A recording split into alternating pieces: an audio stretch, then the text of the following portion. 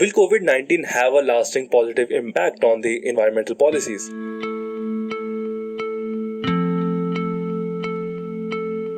As the COVID-19 pandemic has been sweeping across the globe, many countries have gone in a lockdown, confining people to their homes and drastically reducing the social as well as economic activities. In most places, the roads still remain empty and passenger planes remain grounded. Some of the effects were radically visible to us a few weeks after the lockdown began. The Himalayan mountains were finally visible from the naked eye from many cities in India, and many species of animals also started to flourish in population. Cities have gotten much cleaner, and due to the forced shutdown, major industrial activities have minimized the risks of toxins in the environment, in turn improving the air quality. This has been more significant in the most affected countries such as China, USA, Italy, and Spain. For example, in China, since the lockdown was implemented on national scale, there has been a dramatic reduction in the concentration of carbon dioxide and nitrogen dioxide in the environment.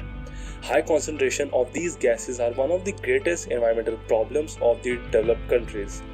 The measures have led to a 25% reduction in the carbon dioxide and a 50% reduction in nitrogen dioxide emissions.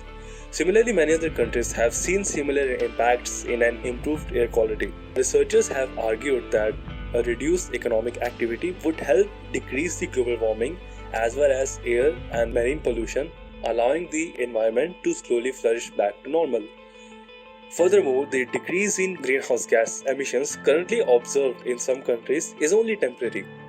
Once the pandemic gets over, countries will most likely to revive their economies and greenhouse gas emissions will skyrocket again. Many people debate that this pandemic is a sustainable way to clean up the environment, not knowing that a decreased concentration of greenhouse gas for a short period might not make a huge impact in the pollution level that have been coming back to normal at a steady pace since the lockdown was eased out. This pandemic has delivered unusual environmental benefits, a low carbon emission, cleaner air, and a respite for wildlife. Now the bigger question that we should investigate is, should we capitalize on this moment or not? Our reliance on natural factors such as pandemics shall not be the only viable or alternative to clean up our environment to be a better place.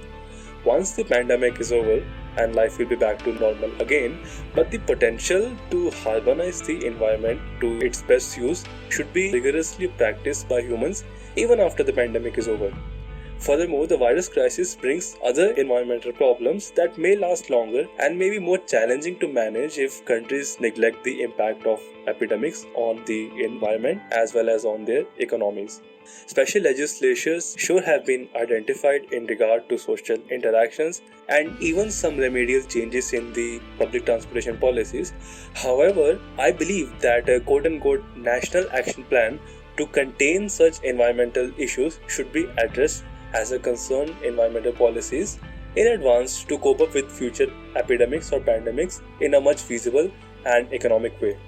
COVID-19, in my opinion, has made an impact on the environmental policies that people have came to realize that strict regulations and monitoring of even the existing environmental policies can do great benefits to the environment in a really short amount of time. Humans can judiciously use their environment in a regulated manner to give the best to nature and allow it to replenish and maintain the equilibrium. Thank you.